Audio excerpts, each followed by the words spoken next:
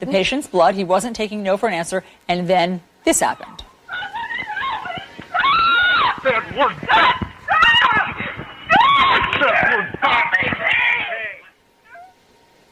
Alex, how did it get to that point? I have no idea. I can't speak for Officer Payne, but what I can say is that I stood my ground. I stood for what was right, which was to protect the patient. As a nurse, any nurse, I think, would have done exactly what I did. Did the officer explain? You were arrested. Look, you're being handcuffed here on this video. Did he explain why he was arresting and handcuffing you? Not to my knowledge. I knew that I was doing what was right, what was offered to me by a policy that I trusted and I believed to be lawful. So what was going through your head while all this was happening? I was scared to death. I was obviously very frightened. And I think since this has happened, I've been able to sort of surmise that I really feel betrayed. I feel betrayed by the police officers. I feel betrayed by my university police and security. Why do you feel betrayed by your hospital security? Because I called them. I went down into the emergency department to get help, to have someone protect me, because I felt unsafe from Officer Payne from the beginning. And why is that? Why were you feeling immediately unsafe with him? He was aggressive from the beginning. As a nurse, it's my job to assess a situation, to assess a patient. And my assessment skills led me to believe that Officer Payne was already agitated. He had already stormed off in disapproval when I had originally told him that he couldn't do this up on the unit itself. What was he saying to you? I mean, we've heard just bits and pieces of it. Was he saying something to you that crossed the line? Well, initially I had explained to him the three things: that unless the patient was under arrest, I needed to have an electronic warrant, and there was no family, and the patient could not consent for himself. And I said, I'm sorry. And he said, you're not sorry, and got very upset. And that was sort of the thing that triggered, this is not okay. So when you called your own security, hospital security, then how did they respond? By just standing there looking at their phones, telling me that they couldn't protect me. Kara, is there any legal grounds that this officer had for arresting Alex? None. He kept saying, the patient, has given implied consent, essentially just by driving in Utah. But the law that the officer purported to be relying on clearly didn't apply, because the officer admitted that there was no probable cause. And Utah's implied consent law specifically requires probable cause. Was the backstory here that he thought this was a drunk driving accident and he wanted to take the driver's blood to see if there was alcohol in it? Is that what it was about? So why was he so determined to have this driver's blood? I'm not sure. I believe that it's my understanding that his watch command also instigated some of this. And you can see the watch commander, Officer Tracy, talking to me in the latter half of the video. Saying what? I mean, what's their rationale for this? They had none. They just said that they needed to take the blood and that there was civil remedies, and if they were doing something illegal, it was like the fruit of the poisonous tree. And basically they were just, once I realized it, I just thought, these guys don't have any, they are going to get what they want no matter what. So this video that we're watching, this is the officer's body cam, is that right? Yes.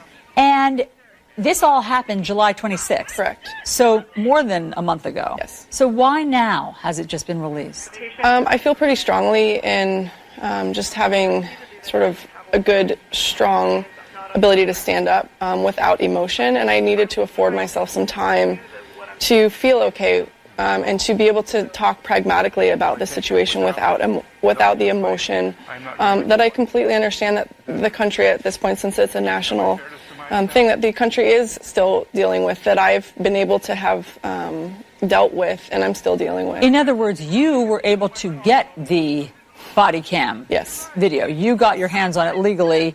You're allowed to have this. Correct. And you waited until you felt that you were together enough to talk about it. Correct. Why? What has this past month been like for you? It's been tough. I mean, one of the other reasons we went forward was we made sure that the body cam was available. We wanted to see what it was that was on there. We spoke with the Salt Lake City Police Department. Our initial meeting, the chief of police apologized to me personally, and I accepted his apology. Deputy chief of police. Deputy chief of police. And what did he say to you? He just said that this should never have happened, and I agreed with that. And then we started making conversation about how to prevent this from ever happening again. Unlike the conversation we had a week later with the university police and the university security, who, after about a 45-minute conversation, still had not apologized. And when I brought it up, continued to defend their officers, and I just didn't feel like that was appropriate. Kara, what are her legal remedies, if any? Oh, she has a lot of legal remedies. But at this, I mean, obviously, there's the possibility of a lawsuit if that becomes necessary. Against the officer? Well, against the city, the officers, the university, police. You know, there are quite a few. Down the road. When you say if it becomes necessary, what are you going to hinge that on? What are you waiting for? Well, I think we're going to give everyone involved an opportunity to do the right thing without having to be dragged into court to do it. And what would the right thing look like, Alex? Well, right now, I'm trying to formulate that, but currently my mission is to re-educate. As officers and as healthcare workers, we have to work together on behalf of our citizens, our friends, our people, the people that we live with. And if we are going to have that dialogue and we're going to be able to have that teamwork and camaraderie, we have to be able to come to the table and have appropriate dialogue. And you are starting that today by speaking out about this Thank and everything you. that we've seen. Best of luck. Obviously, we will follow your case. From WBRN Radio in Boston and on the Boston Red Network, the title of our episode today is Alex Wubbels, All-American Hero. Alex Wubbels is a nurse in the burn unit at the Utah Medical Center in Salt Lake City, Utah. She was a woman, unfortunately, thrust into the American history of police brutality in July. And the events that you have seen come from a police officer's body cam. The body cameras are very important in these types of activities, and it was released from the Salt Lake City Police Department. We started out the episode with an interview of Alex Wubbels by one of the a global network, I believe it was, and her attorney also were present there. And we will end this with a news conference from the Utah Medical Center, Mr. Crabtree there, and the doctor in charge, the medical director there, and also the head of nursing supervision there on the steps that the Utah Medical Center is taking to fix this problem and it does not happen again. To have this nurse manhandled, disgraced, and literally taken out, put in the back of a squad car like a common criminal by this blackguard named Payne. Payne is now under suspension, and so is one of his quote-unquote unnamed colleagues. And let me go to some of the background to here, and we'll get it to you from the Salt Lake City newspaper, and also from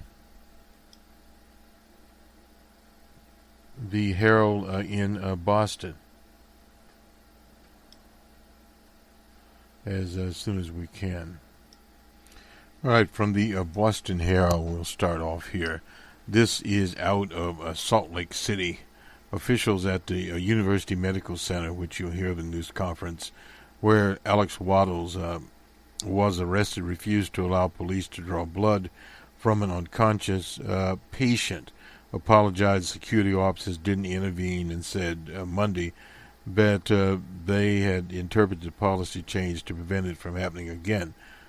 The announcement marked the latest fallout from Alex Wubbels' release on the 26th, last week of the July 26th video. The hospital's CEO, which you'll hear later here, said changes took effect in August, allow only senior nursing supervisors to speak with law enforcement bands, police in patient care areas. Officials spoke publicly the first time to make it clear that the hospital took action long before Wubbels released the video, saying Crabtree, who called the officer's action out of line. There's absolutely no tolerance for this kind of behavior in our hospitals, Crabtree said. Nurse Wubbels was placed in an unfair and unwanted position, no doubt about that. Meanwhile, the chief of police in Salt Lake City, Barfus, I think is how you pronounce his name, said none of his officers at the hospital had been disciplined but will receive additional training in wake of the arrest. Totally unsatisfactory. Wubbels said she released the video her attorney received through a public records request, because she was unhappy with the university police. She Borfi said that when he met with Wubbels and her attorney last week, he had not seen the video. It's like seeing a picture and actually visiting a place is completely different, according to the chief. It was clear that the arrest was completely mishandled and was inappropriate and didn't need to happen. She done everything she possibly could have to make the situation work, and she wasn't rewarded for that. The video shows Wubbels, who works in the burn care unit, calm and explaining to the police officer it was from an accident that had happened. The 2016 Supreme Court ruling said blood samples, can be taken without a patient's consent. Cannot be taken. This is breath samples are a warrant. They had no warrant. He had nothing. The detective there, Jeff Payne, insisted though the police didn't have a warrant and the unconscious patient was not a suspect. The dispute ended with Payne saying, "We're done. You're under arrest," and pulling her outside screaming, "I've done nothing." Ms. Wubbels is a former alpine skier who competed in the 1998 and 2002 Winter Olympics. They had a Winter Olympics, you remember, in Salt Lake City, was headed up by none other than Willard Romney himself. Told the Associated Press that she was grateful for support from her supervisors and hospital staff, but was left to defend herself with no help from the university police. This copper bullied me. He bullied me to the utmost extreme, and nobody stood in his way. And that should have originally been the job of security, the university police, Wubbels said, and they decided that they showed up, that when they showed up, they didn't want to play for my team, so essentially they put on the other guy's jersey. The code of blue. Criminal internal investigations are underway to review Payne's action. Payne hasn't had anything to say, but we'll get an update of this there was a demonstration in downtown St. Paul, in downtown. I was thinking of what Mrs. Castile said about police brutality at a rally for her murdered son, Philando Castile, that this would go beyond the African American community and into the greater European community, which it has done. The shouts, about 100 or so Utahns, get it right in a minute here, echoed loudly Saturday evening in the courtyard of the Salt Lake City Police Department with one-man fire detective Jeff Payne.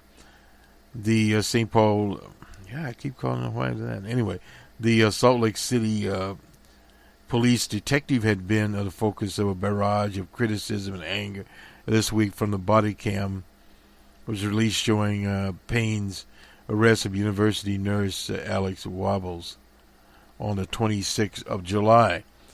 Those who gathered a Utah Against Police Brutality rally that was on Saturday evening asked for detectives' immediate firing, called for transparency from government officials. This was an egregious act of police violence against one of the most important people in our community, a nurse, that is from David Newlin. The organizer told a crowd, someone who gives her life and gives her time to heal the most vulnerable amongst us. Protesters chanted acts of police brutality not in our community, called for justice for Wubbels, as they held signs, hands off our nurses, fire detective Payne. Those who protested Saturday weren't the only ones critical of Payne. The Salt Lake City Police Department handled the case. Members of the department's internal affairs unit had about 300 emails and voicemails when they arrived at their office on Friday. The Salt Lake City Police was only the beginning. The chief's office, that's Mike Brown, received hundreds of calls and perhaps thousands of emails by the end of the day. Department spokesman Kristen Judd said on Saturday other offices in the department took similar onslaughts. The backlash was especially strong on Facebook, where thousands of comments were, many of them from nurses. The actions of Payne, saying officers who had not acted swiftly enough while calling for his firing. In 30 years of nursing across this country, I've never seen a healthcare worker violently arrested for following hospital policy. And presses from Debbie Henderson commented on the Facebook page of the police. People even called 911 to complain. For a time, Judd said department dispatchers averaged a call a minute about Payne and the arrest. She said some people called and yelled at dispatchers. Others would call to report an assault at the University Hospital. Then recount exact details of the July episode in which Payne grabbed Wubbels, forced handcuffs upon her, and placed her in a hot patrol car. We had a problem yesterday, Judd said, that they tied up all the resources that are dangerous to tie up. Later in the day, the department sent out a tweet not to call the 911 number. They should call 801-799-4420. That's evidently the Salt Lake City Police Department's number. Every Salt Lake City Police Department had nothing to do with the episode. We're feeling the raft of the arrest of Wubbels. Southside Lake spokesman Gary Keller said his department mistakenly received many of the calls and nasty messages on Payne. South Salt Lake City also received calls. The Unified Police Department similarly pointed to people in the direction of Salt Lake City. Some words, the heat was all over as a criminal investigation begun. Payne and an unnamed officer were placed on administrative leave. This corrects the wire service that the Herald had there. Officers said after the incident, Payne immediately had been taken off a team of officers that is certified to conduct blood draws, but he was able to continue his normal duties as a detective. Not anymore. Many questions in recent days of why it took so long for Payne and the other officers to be placed on paid leave from Representative Chris Stewart. Why they took a month for administrative action. They took a month for administrative action because of the heat they received. A judge said department leaders felt by taking Payne off the blood draw team, his interaction with the public would probably diminish. She said there is no department requirement to place an officer on leave during internal affairs investigation. Well, it will be now. Brown had a news conference Friday. He felt Payne would not have access to get himself in a similar situation to be taken off the blood draw team. Well, no, he needs to be taken off the department. When an investigation into employees by an outside police agency begins, however, staff is placed on leave. Wubbels couldn't be reached. Obviously, she's tired of him. Anyway, the nurse did not attend Saturday's rally supporting her, but Porter spoke to the gathering. Porter is the attorney there. She felt she owed it to anyone this had ever happened to, the attorney said, and to every nurse that has been bullied by law enforcement officers. who didn't have the video so people wouldn't believe it. And that's actually correct there. Wubbels, Hope Nurses in Rural Utah. And she talked about this in, I believe, our Labor Day show. We have this actually out. Would reach healthcare workers in places like Brigham City. Now Porter says it's not just nurses in Utah that have watched the footage. People around the world have viewed the video and sent support to Ms. Wubbels, no doubt about that. Former alpine skier who competed in, and again, this is the 1998 and 2002 Winter Olympics, had been encouraged by the response there. Wubbels was scheduled to be in New York on Monday. In fact, she was. She appeared on the Today Show and CNN. So, in other words, the story is out there. The bottom line is police brutality will not be tolerated. And at the same time, DJ Trump talked about hitting people, hitting the head of people in the patrol cars. There's evidently a disconnect here from the DJ Trump and his administration and what the current dialogue is. This is one of the so-called spillovers from this whole reactionary regime that is in Washington now. They have everything from the problems on the Korean Peninsula. They are sending a carrier there, strategic bombers there.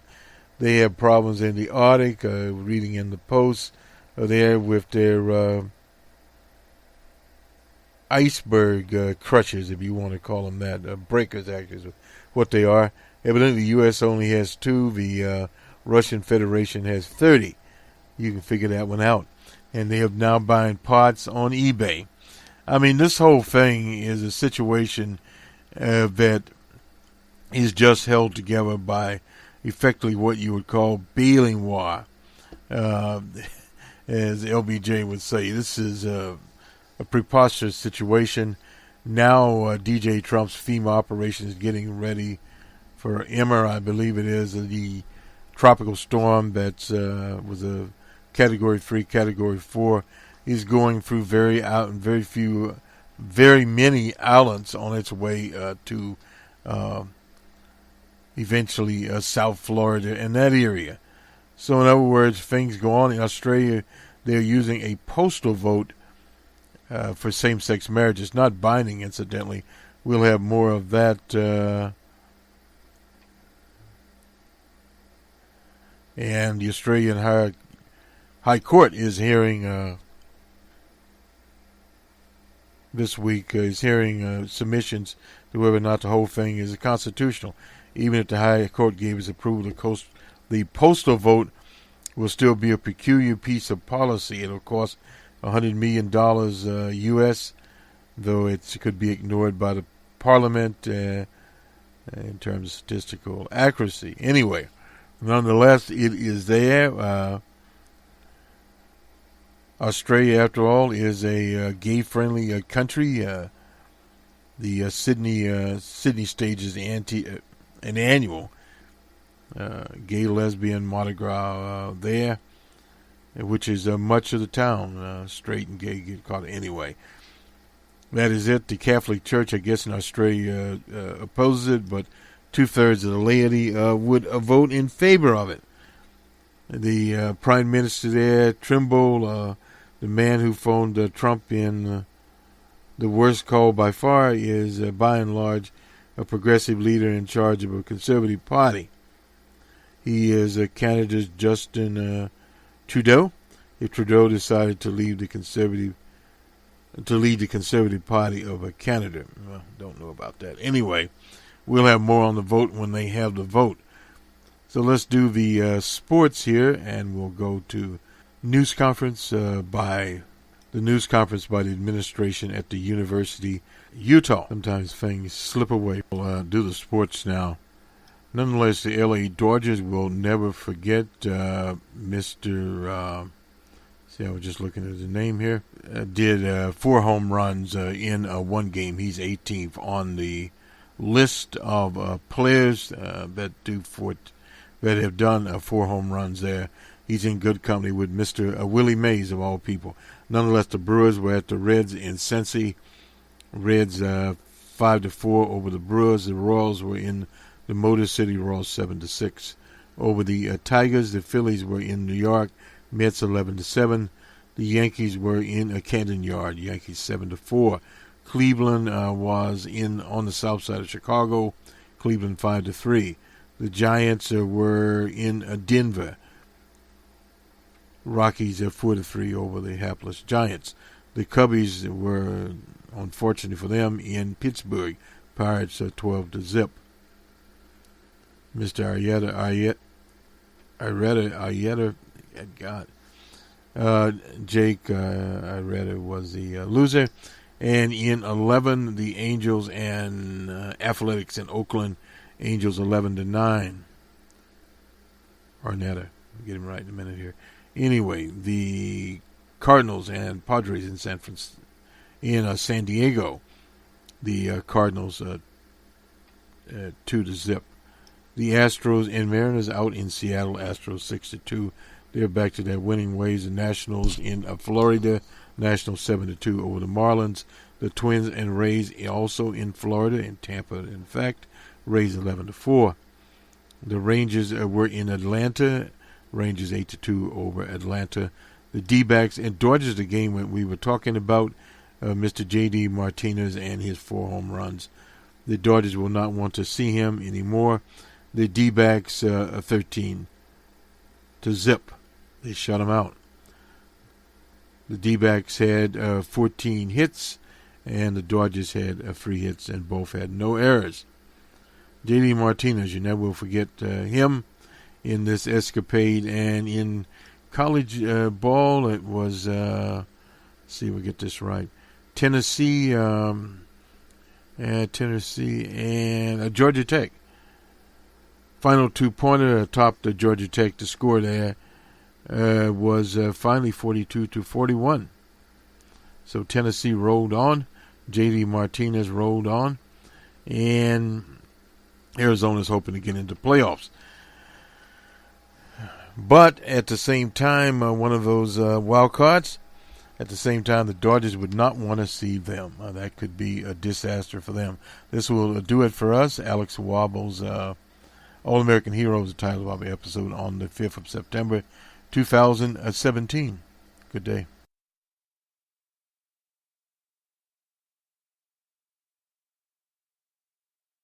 On the early evening of July 26th of this year, this expectation was put to the ultimate test with our burn unit charge nurse, Alex Wubbels. Alex Wubbels stood firm and upheld hospital policy, patient privacy. She put her own safety at risk to ensure the safety and privacy of the patient. Her actions are nothing less than exemplary. She handled the situation with utmost courage and integrity. Our hospital continues to offer our full support to Nurse Wubbels, and we extend our appreciation to her for her dedication and her service.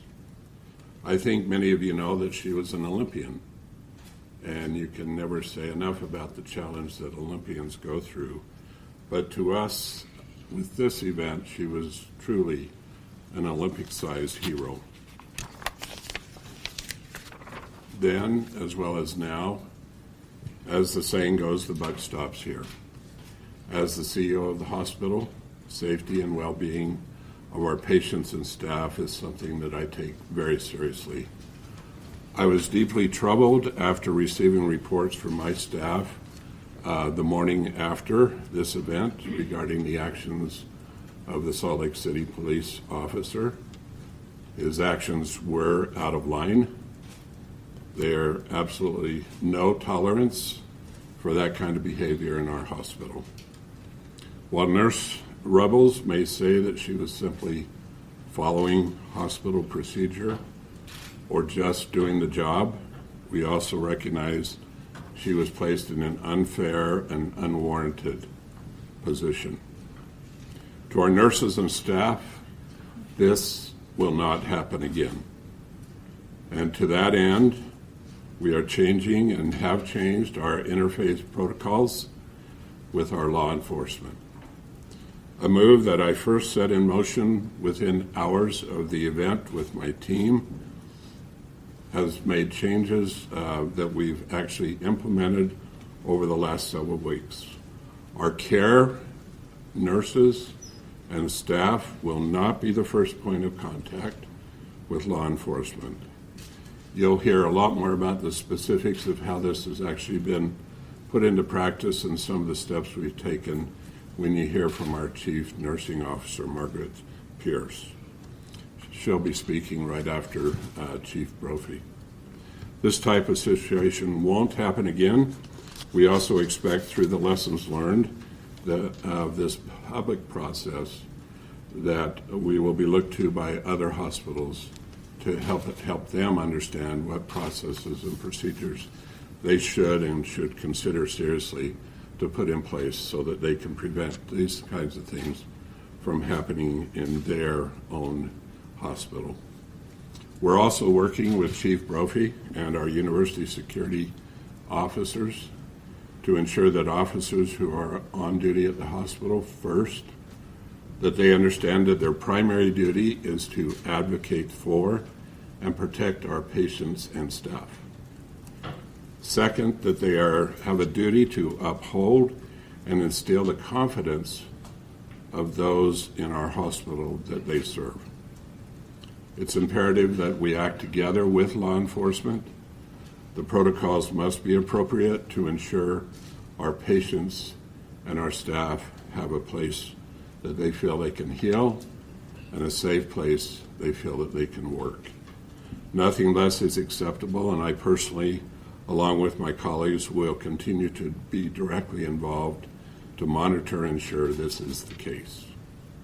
I also want to compliment our supervisors and senior leaders. From the moments this event was unfolding on the evening of July 26th, our supervisors, senior administrators were on the phone and on site with the Salt Lake Police Department. They were advocating for the immediate release of Alex. They ultimately were successful in getting her released from the handcuffs in the car. She was never charged and will not have a record. I and my senior leaders personally met with senior law enforcement the next afternoon. They started our meeting with an apology and agreed to meet with Alex. We began the review that day, and the change process has been underway ever since. Many have since met with Alex and offered our full support. Many on our team stay in constant contact with her. These meetings occurred the day of and continue to this day. We're also offering our staff opportunities to ask questions, reach out to us personally, individually, or to any of our senior leaders. We're currently ranked #1 in quality in the nation. There's a reason for that. We're also ranked top in service for the state of Utah and the region. It's because we have deeply committed staff and support that comes from all aspects of the work that we do, from our faculty and from those who lead this organization. We simply will not let Alex down and any other exemplary faculty and staff who perform in such an exceptional way. You'll now have an opportunity to hear from Chief Brophy. He's the Director of Public Safety for the University of Utah. And again, we must stand together in order to make this place exactly as it should be, a place of healing and a place of safety. Thank you. Thanks, Gordon.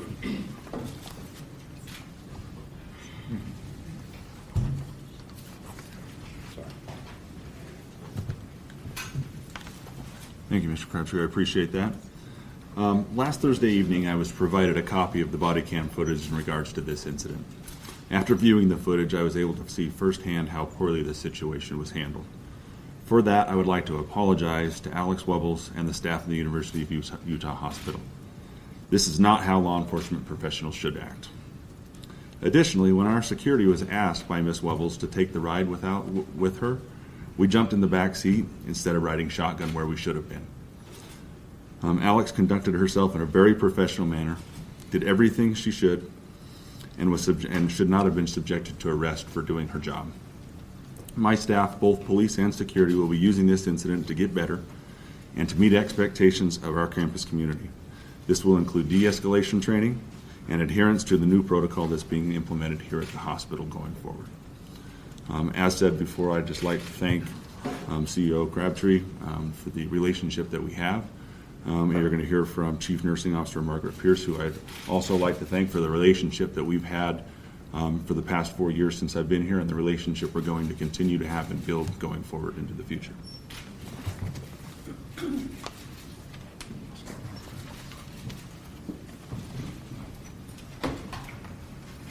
Hi, I'm Margaret Pierce. I'm the Chief Nursing Officer of the health system. So nursing across the entire system reports to me. And part of my job, and thank you guys for coming. I wanted to thank everyone for being here.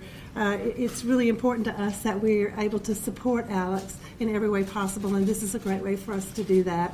My role as Chief Nursing Officer, I have lots of roles, but the main role that I have is to make sure that patients receive outstanding, excellent care in a very safe environment, and that the staff that is caring for them are also safe at all times. And so this is a really important issue to us, and we work really hard to make sure that trust that the staff have in us is not broken. So I was actually appalled about the events that occurred on July 26th. This is not something that we expected. We are a Level 1 trauma center. We have the only burn unit in the Intermountain West, and we take care of some of the sickest patients in the country right here in Salt Lake City.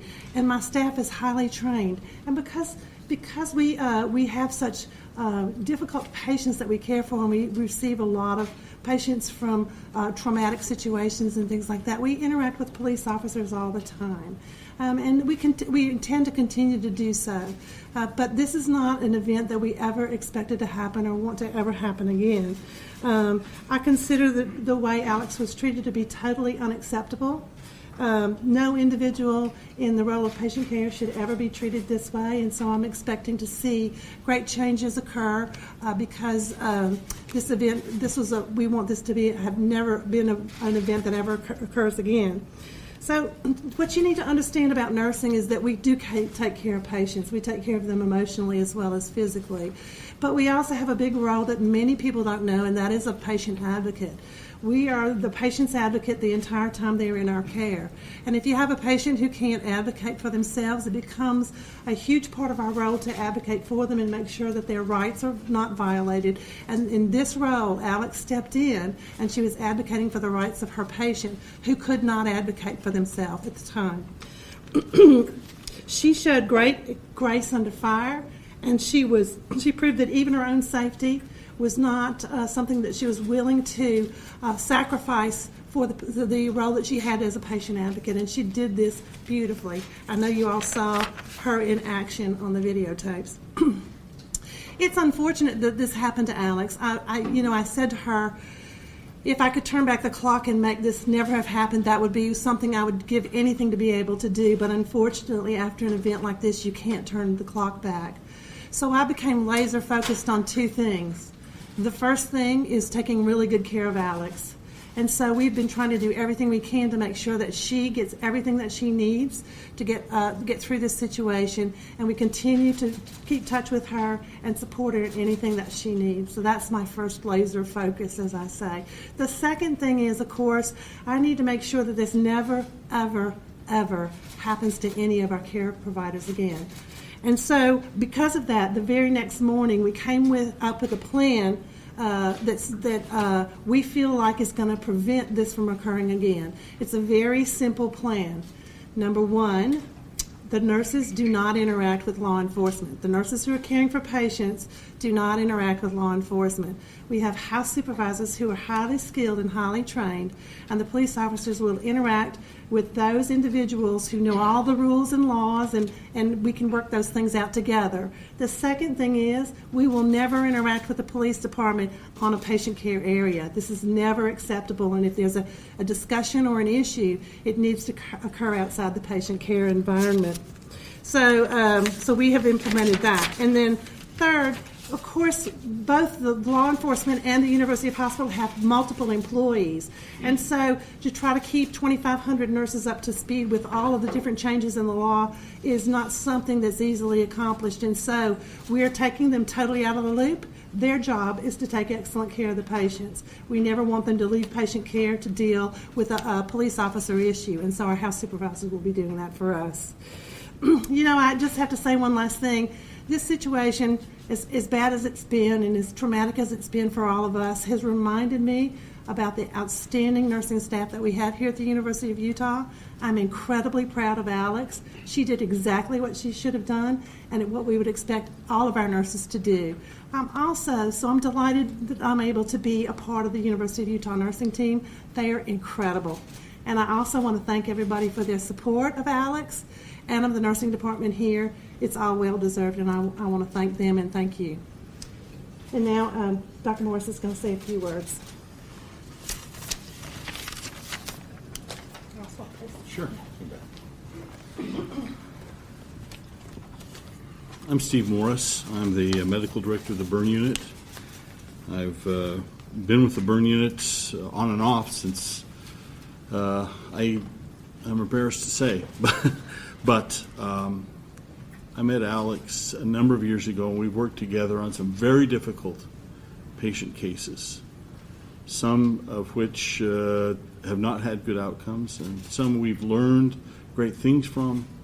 And I'm hoping that despite what has happened, that we will learn from this as a burn unit, as an institution. We stand behind Alex. We love her. She is,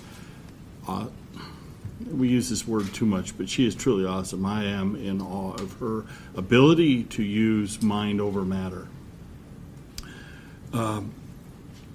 As a referral center, this burn center is the only center for 500 miles radius. And so we have patients from all over, all sorts of problems, and obviously we interact with law enforcement fairly regularly. And not all of our interactions have been positive, but most of them are. And we feel like we're on the same team. And whenever patients or nurses or any staff have been threatened, we always advocate that we get a hold of security, that we have a safety circle in the burn unit in the hospital because of that. And unfortunately, that was not the case for Alex. And this has placed many of us in positions of asking, what can we do? I think that burn care is a rather small community, and throughout the nation, throughout the world, we have received support and concern for Alex, and we want to echo that very much. I do believe that we can go forward. I do know that we have excellent people. Brad Wickens was on the phone with her at the time, our nurse manager, and did a superb job. And the other officials and officers in the institution itself have done a wonderful job of trying to make sure this never happens again. And I think we've all learned from it.